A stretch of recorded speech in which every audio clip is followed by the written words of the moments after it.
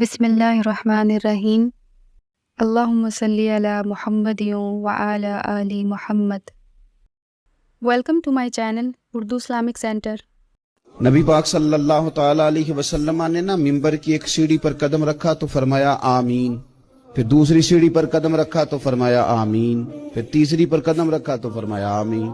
اب صحابہ کرام علیہم رضوان کو تجسس ہوا، عرض کی یا رسول اللہ صلی اللہ تعالی علیہ وسلم یہ 3 دفعہ آمین آمین۔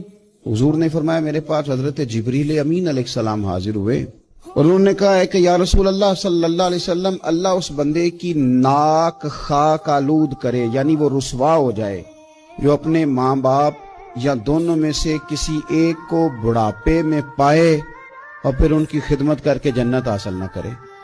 حضور فرماتے میں نے کہا آمین۔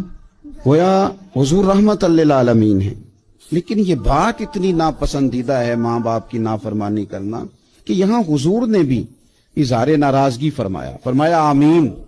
پھر فرمایا دوسری سیڑھی پر جب میں نے قدم رکھا تو حضرت جبریل امین علیہ السلام اس وقت فرما رہے تھے کہ یا رسول اللہ صلی اللہ علیہ وسلم اس شخص کی ناک بھی خاک آلود ہو جائے جو اپنی زندگی میں رمضان کو پائے اور پھر بھی وہ جہنم سے آزادی حاصل نہ کر سکے، پھر بھی اس نے رب کو راضی نہیں کیا، رمضان ملا اسے، اس کی ناک خاک آلود ہو جائے، رسوا ہو جائے۔ تو حضور فرماتے ہیں میں نے کہا آمین۔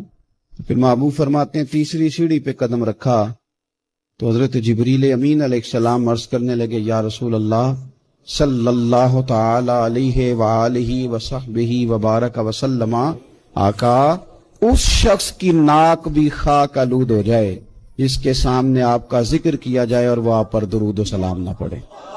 حضور فرماتے ہیں میں نے کہا آمین۔ تو ان وعیدوں پر بھی غور کریں، انہیں خاص توجہ دیں۔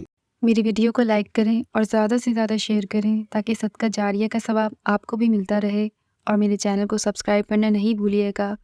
جزاک اللہ۔